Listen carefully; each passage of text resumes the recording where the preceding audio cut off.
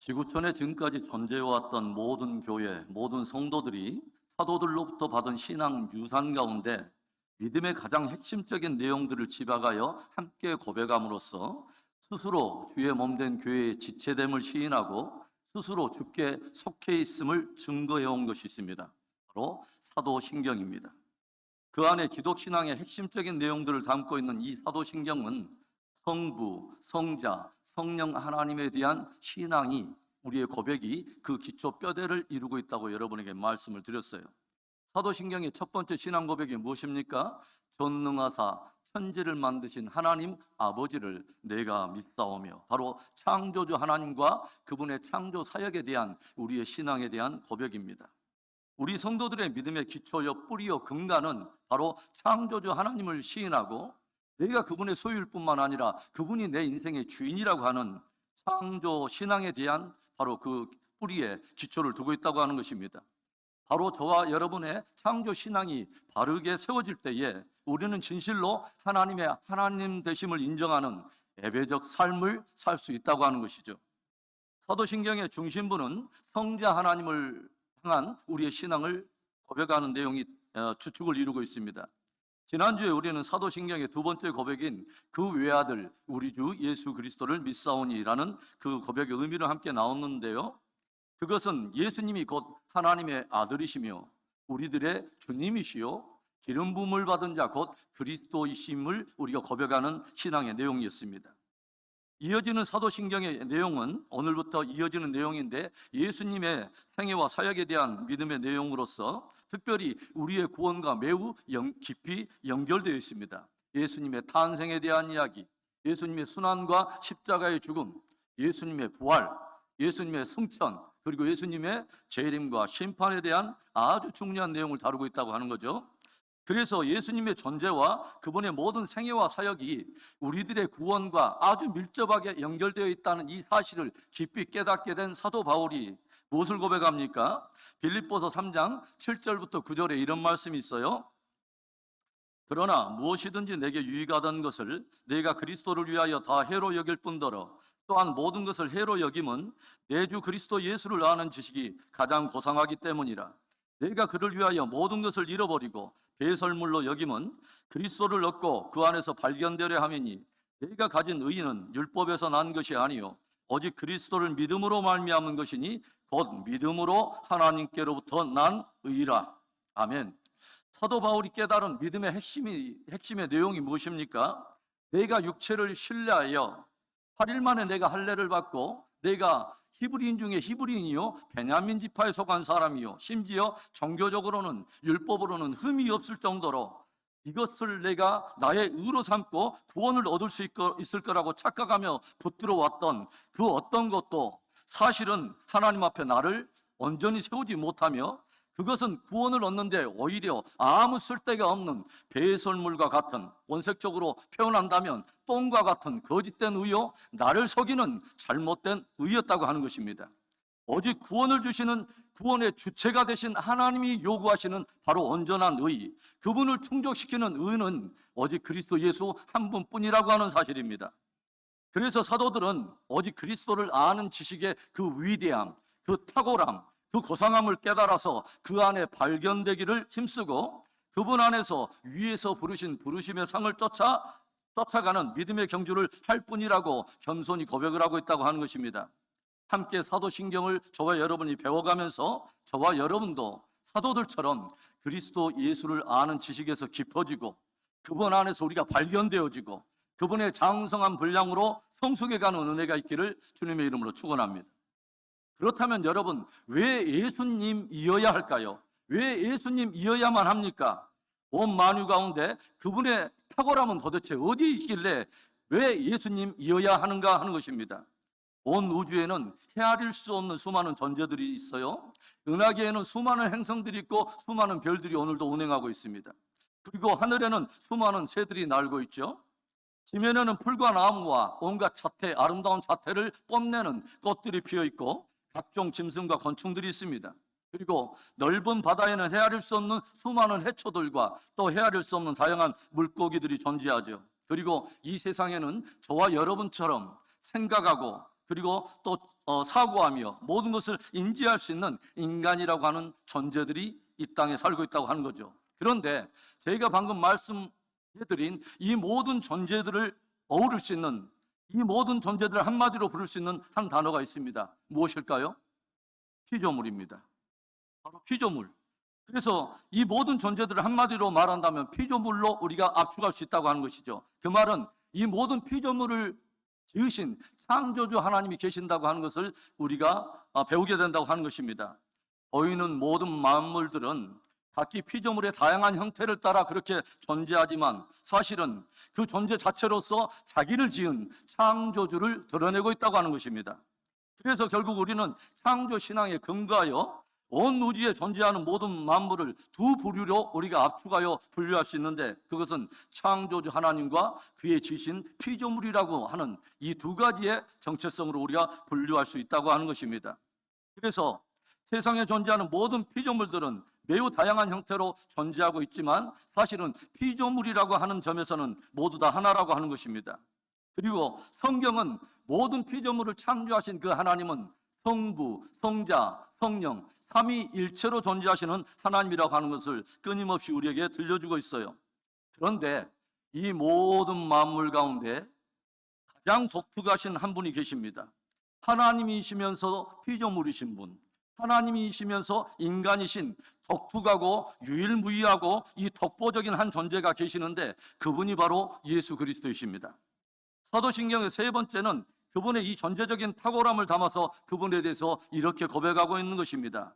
이는 성령으로 잉태하사 동정녀 마리아에게 나시고. 그렇다면 이 세 번째 고백이 담고 있는 그 의미는 무엇일까요? 사도신경의 이 세 번째 고백이 보여주고 있는 예수님은 도대체 어떤 분이십니까? 첫째로 예수님은 완전한 인간이십니다. 하나님께서 천지 만물을 창조하신 이래로 역사 속에 가장 경이롭고 신비한 사건 하나가 있었다면 하나님이신 그분이 육체를 입고 이 땅 가운데 오셨다고 하는 인카네이션, 성육신의 사건일 거예요.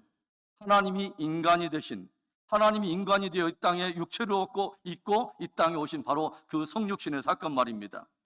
오늘 우리가 읽은 성경 본문은 예수님의 탄생을 기록하면서 마리아라고 하는 한 인간, 마리아라고 하는 한 여인을 통해서 난 완전한 인간이신 예수 그리스도를 증거하고 있어요. 여러분, 예수님은 왜 육체를 입고 이 땅에 오셨을까요? 왜 스스로를 육체 안에 제한하시면서까지 인간의 몸을 입고 이 땅 가운데 오셨느냐 하는 거예요. 히브리서 2장 14절부터 16절까지의 히브리 기자는 이런 말씀을 우리에게 들려주고 있습니다. 자녀들은 혈과 육에 속하였음에 그도 또한 같은 모양으로 혈과 육을 함께 지니심은 죽음을 통하여 죽음의 세력을 잡은 자 곧 마귀를 멸하시며 또 죽기를 무서워함으로 한평생 매여 종노릇하는 모든 자들을 놓아주려 하심이니 이는 확실히 천사들을 붙들어주려 하심이 아니요 오직 아브라함의 자손을 붙들어주려 하심이라. 참으로 놀라운 말씀이죠. 예수님이 육체를 입고 혈과 육을 입고 우리와 같이 인간으로 오신 그 이유는 무엇이냐? 우리 자녀들이 혈과 육을 입고 있기 때문에 그분도 역시 같은 모양으로 혈과 육을 입고 이 땅에 오심으로 인해서 저들을 사로잡고 있는 사망의 권세를 깨버리고 마귀를 멸하여서 죽기를 무서워하고 평생 사망의 종로를 하는 모든 자녀들을 놓아주려고, 모든 자녀들을 사망과 모든 심판에서 자유케 하고 해방시켜 주시려고 주님께서 기꺼이 육체를 입고 이 땅에 오셨다고 하는 것입니다.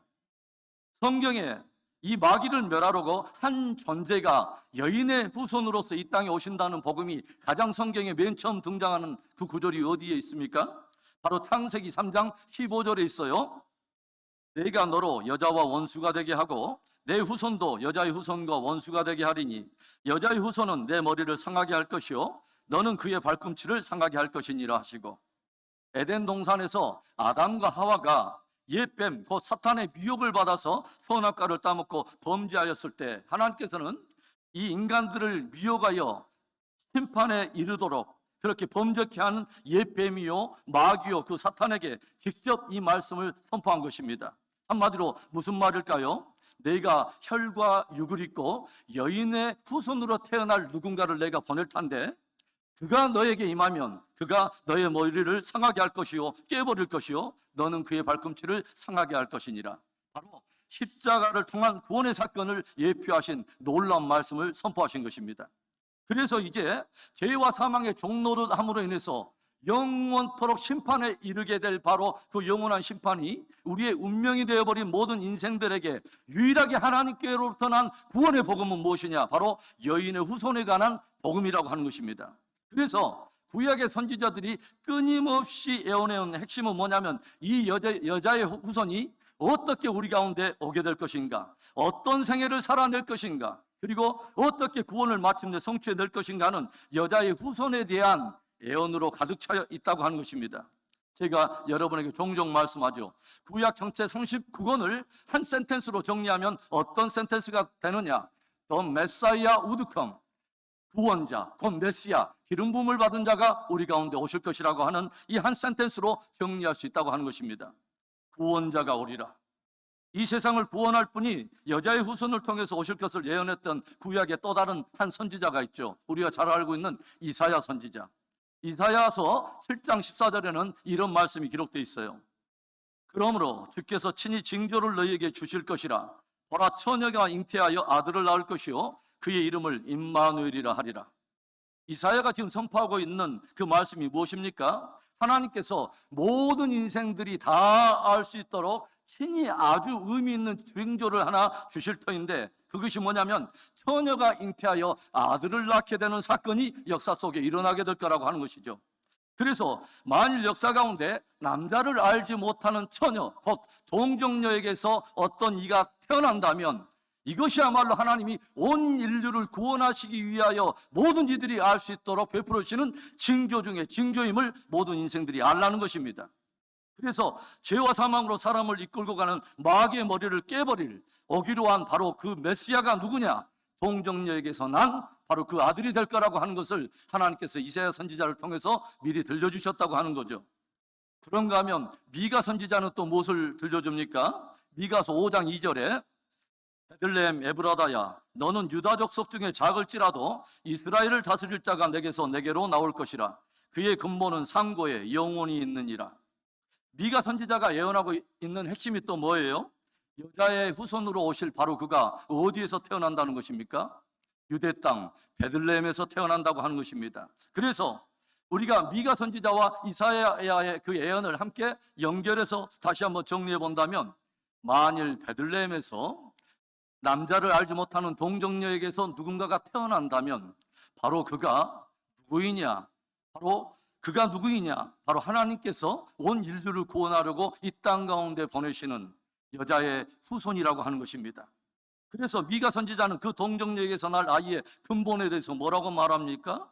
그의 근본은 상고의 태초에 있느니라, 영혼에 있느니라. His origin, 그의 근본, 그의 뿌리는 어디서부터 시작됐느냐? From old, 태초로부터, from ancient times, 오랜 시간들로부터, from days of eternity, 영원한 날들로부터 오신 분이라는 거죠. 영원한 하나님으로부터 오신 바로 그 존재가 동정녀에게서 난다고 하는 것입니다. 성경은 예수님께서 우리가 똑같은 출생의 과정과 성장 과정을 겪으셨다고 하는 것을 들려주고 있어요. 누가복음 2장 52절에 예수는 지혜와 키가 자라가며 하나님과 사람에게 더욱 사랑스러워 가시더라. 우리와 같이 혈과 육을 입으신 예수님은 똑같이 키도 자라며 지혜가 자라가면서 사람들에게 사랑을 입었다고 하는 것이죠. 또한 혈과 육을 입으셨기 때문에 그분은 때때로는 목마름을 호소하시기도 하고 고통을 호소하시기도 하죠. 사마리아 여인에게 물을 달라 했던 그 주님은 십자가 위에서 내가 목마르다 갈증을 호소하십니다. 왜 그분은 철저하게 인간이셔야 했을까요? 철저하게 인간이셔야 혈과 육을 입고 있는 당신의 자녀들을 죄로부터 대속할 수 있기 때문이라고 하는 것이죠. 십자가의 구속의 사건이 실제여야 저와 여러분의 구원도 실제가 될 수 있기 때문에 그랬다는 것입니다. 여러분께 물어보겠습니다. 여러분은 진실로 예수님이 혈과 육을 입고 오신 이 땅에 완전한 인간으로 오신 것을 여러분은 믿으십니까? 일부 이단들은 예수님은 이 땅 가운데 하나의 환영으로 오셨다고 그렇게 주장하면서 예수님의 구속의 사건을 하나의 신비로운 신화로 만들려고 시도를 해요. 성경은요, 그런데 참된 교회, 참된 성도됨의 그 기준, 참된 교회와 성도들을 구별할 수 있는 아주 중요한 기준으로서 이것을 제시합니다. 요한일서 4장 2절과 3절에 이런 말씀이 있어요. 이로써 너희가 하나님의 영을 알지니 곧 예수 그리스도께서 육체로 오신 것을 시인하는 영마다 하나님께 속한 것이요 예수를 시인하지 아니하는 영마다 하나님께 속한 것이 아니니 이것이 곧 적그리스도의 영이니라. 오리라 한 말을 너희가 들었거니와 지금 벌써 세상에 있느니라. 사도들은 참된 교회와 그 다음에 참된 성도의 증거, 그 표식으로 무엇을 제시하고 있냐면 예수 그리스도께서 육체로 오신 것을 저가 시인하느냐 시인하지 않느냐로 제시하고 있다고 하는 것입니다. 그래서 온 교회와 성도들은 이 사도적 신앙 유산을 이어받아서 동정녀 마리아에게 낳으시고라는 신앙을 고백함으로써 그분은 여인에게서 난 완전한 인간임을 우리가 사도신경을 통해서 증거하고 고백하고 있다고 하는 것입니다. 이 복된 믿음의 뿌리를 받고 마귀의 일을 십자가로 멸하신 예수님을 붙들고 끝까지 신앙 승리하는 복된 저와 여러분 되기를 주님의 이름으로 축원합니다. 사도신경의 세 번째 신앙 고백이 드러내고 있는 예수님, 이 예수님은 어떤 분일까요? 두 번째, 예수님은 완전한 하나님이십니다. 여자의 후손으로 이 땅에 혈과 육을 입고 오신 예수님은 완전한 인간으로서 모든 인간들이 겪는 탄생과 성장의 과정을 겪었다고 제가 말씀을 드렸는데 그분의 탄생을 둘러싸고 있는 놀라운 신비가 하나 있죠. 그것이 무엇입니까? 동정녀에서 낳았다고 하는 것입니다. 즉 남자를 알지 못하는 처녀가 잉태하여 아들을 낳았다고 하는 도저히 이해할 수 없는, 이해되지 않는, 과학과 이성으로는 감히 추측과 어떤 그 예상조차 할 수 없는 놀라운 사건이 일어나고 있다고 하는 것입니다. 그래서 마리아와 정작 정혼하게 된 요셉조차도 이 신비를 도저히 이 신비를 감당할 수가 없어서 당황해하며 그 정혼했던 것을 파기하려고 하고 있을 때에 주의 천사가 그에게 나타나서 들려준 말이 있어요. 마태복음 1장 20절의 말씀. 이 일을 생각할 때에 주의 사자가 현몽하여 이르되 다윗의 자손 요셉아 내 아내 마리아 데려오기를 무서워하지 말라. 그에게 잉태된 자는 성령으로 된 것이라. 예수님의 탄생에 초자연적인 개입이 있었다고 하는 것을 우리에게 들려주고 있어요. 예수님이 비록 혈과 육을 입고 처녀에게서 잉태되어 왔지만 그 근본과 출처가 인간편에서 온 것이 아니라 하나님의 초자연적인 개입으로부터 시작되고 있다고 하는 것을 성경이 들려주고 있다고 하는 것입니다. 그래서 처녀의 몸에서 잉태된 완전한 인간으로 태어나지만 그의 이름이 어떻게 불려질 것을 성경이 미리 들려주고 있냐면 바로 임마누엘이라 하리라. 임마누엘이라 하리라. 여러분 무슨 뜻이죠? 하나님이 우리와 함께 하신다. 우리와 함께 하시는 하나님, 우리를 찾아오신 하나님. 그래서 마리아에게서 나셨다는 이 말이 완전한 인간으로 태어나신 것을 의미한 것이라면 성령으로 말미암아 잉태되었다고 하는 것은 그분이 동시에 완전한 하나님이라는 것을 증거하고 있다고 하는 것입니다. 복음서를 통해서 우리가 보면 예수님께서는 그분 스스로가 신성을 가지고 있다고 하는 것을 말씀을 통해서 들려주세요. 그런데 조용히 복음서를 또 보면 말씀으로만 아니라 그분이 하나님이 아니라면 하실 수 없는 놀라운 일들을 통하여 당신의 신성을 친히 드러내고 있다고 하는 것입니다. 저와 여러분이 예수님을 하나님으로 믿는다고 하는 것은 우리 인간들이 만들어낸 어떤 교리의 근거에서 믿는 것이 아닙니다. 예수님이 친히 당신의 신성을 증거하신 말씀과 말씀뿐만이 아니라 하나님이 아니면 행하실 수 없는 놀라운 일들을 통해서 우리가 그분이 하나님 되심을 우리가 증거하고 있다고 하는 것이죠. 예수님은 아버지와 나는 하나라라고 말씀을 하세요. 성부 하나님과 같은 동등된 신성을 증거하신 거죠. 그리고 이 말이 유대인들을, 종교인 유대인들의 마음을 격동하는 것을 우리가 보게 됩니다. 요한복음 5장 17절과 18절의 말씀에 예수께서 그들에게 이르시되 내 아버지께서 이제까지 일하시니 나도 일한다 하시매 유대인들이 이로 말미암아 더욱 예수를 죽이고자 하니 이는 안식일을 범할 뿐만 아니라 하나님을 자기의 친아버지라 하여 자기를 하나님과 동등으로 삼으심이로라. 왜 유대 종교 지도자들이 예수님을 향해서 그렇게 격분하며 주님을 죽이려고 합니까? 다른 일들은 그냥 지나칠 수 있어요. 여러 가지 표적과 놀라운 기사와 이적 다 인정할 수 있어요. 그런데 하나님을 자기의 아버지라고 하면서 자칭 하나님과 동등된 신성을 증거하고 있는 이 참남되고 신성을 못 오가는 이 일만큼은 그냥 지나칠 수 없다고 하는 거죠. 만일 예수님께서 이렇게 말씀하신다면 아무런 무리가 없고 아무런 갈등과 충돌도 없었을 거예요. 여러분, 저도 사실은 인간입니다. 저 보통 사람입니다. 그리고 여러분보다 조금 더 알고 있는 것이 깊어서 여러분의 선생 수준이라고는 할까요? 선지자 정도로 여러분이 알아주시면 고맙겠습니다. 이렇게 말씀하셨다면 아무런 무리도 없고 갈등과 충돌도 없어요. 그런데 주님의 말씀은 거의 파격적이고 충격적입니다. 나는 길이요 진리요 생명이니 나로 말미암지 않고는 아버지께로 올 자가 없느니라. 영생은 곧 이것이니 하나님과 그의 보내신 자 예수 그리스도를 믿는 이것이니라. 나는 생명의 떡이니 누구든지 내게 나오는 자는 결코 줄이지 아니할 터요 나를 믿는 자는 영원히 목마르지 아니하리라. 나는 부활이요 생명이니 나를 믿는 자는 죽어도 살겠고 무릇 살아서 믿는 자는 영원히 죽지 아니하리니 이것을 내가 믿느냐?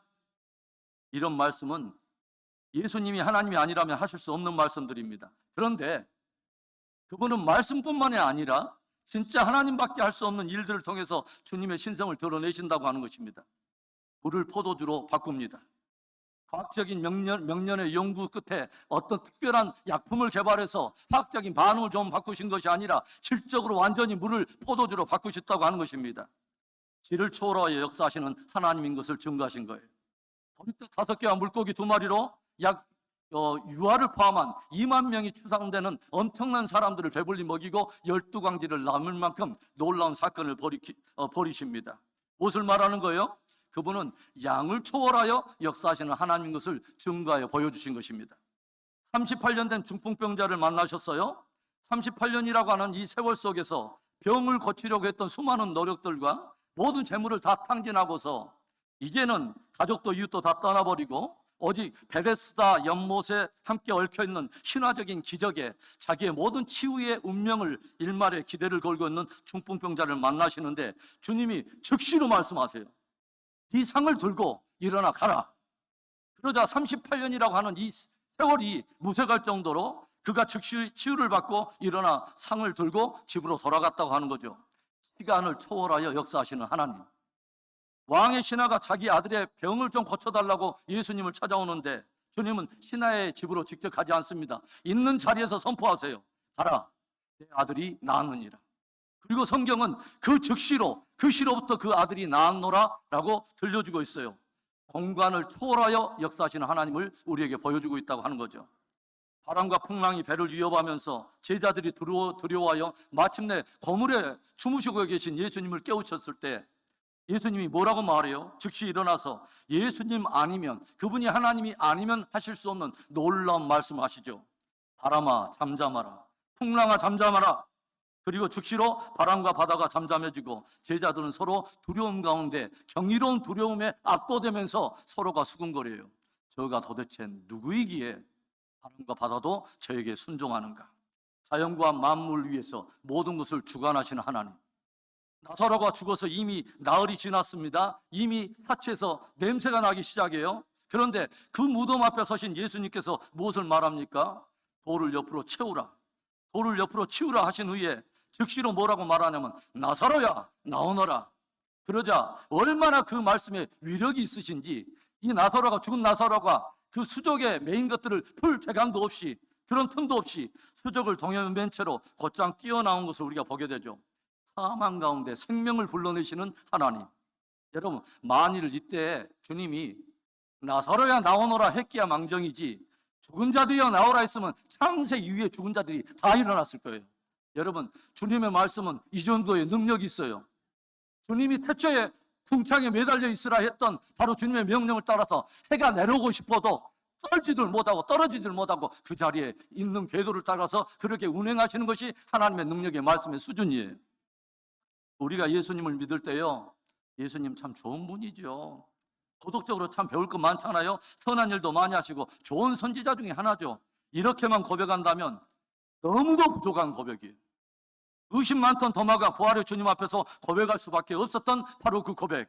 나의 주, 나의 하나님이십니다.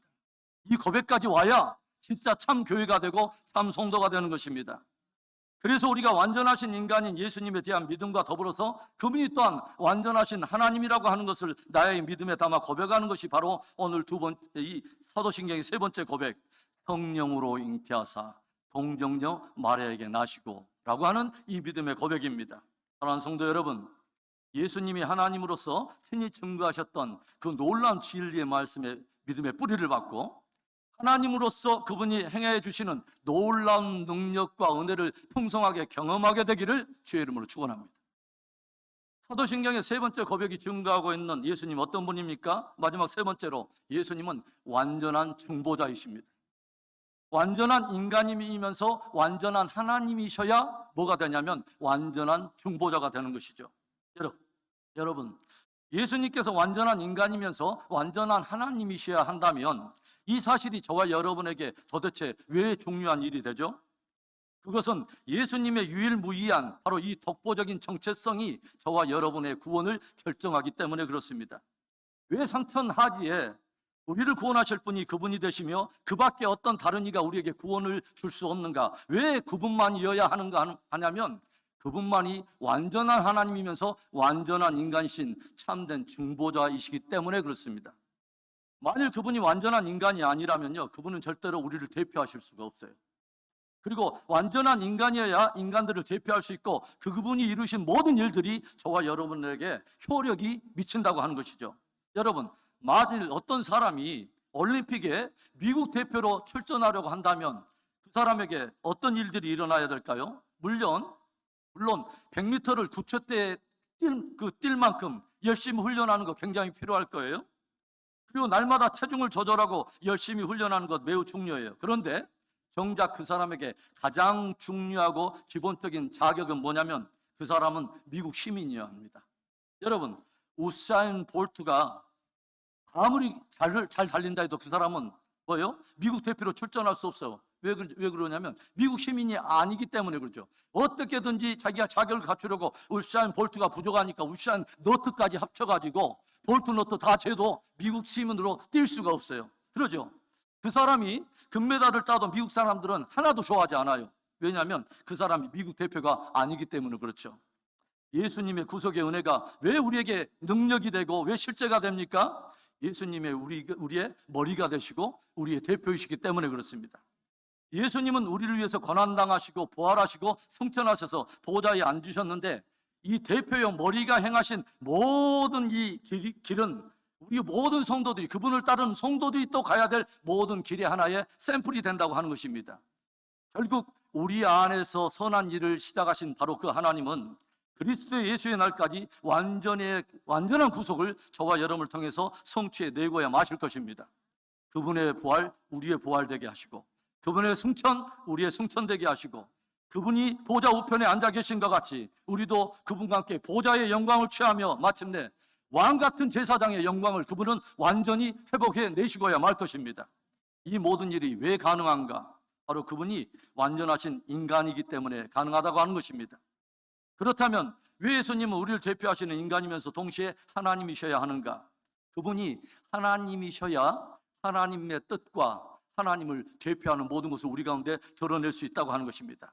인생 가운데 아무도 하나님을 본 사람이 없고 하나님께로부터 언자가 없기 때문에 인류를 향한 사랑과 그리고 구원에 대한 계획을 알 수도 없지만 독생하신 하나님께서 우리 가운데 하나님을 드러내시고 하나님의 구원 계획과 모든 것을 다 드러내셨기 때문에 우리는 참된 하나님과 참된 진리에 대해서 알게 되었다고 하는 것입니다.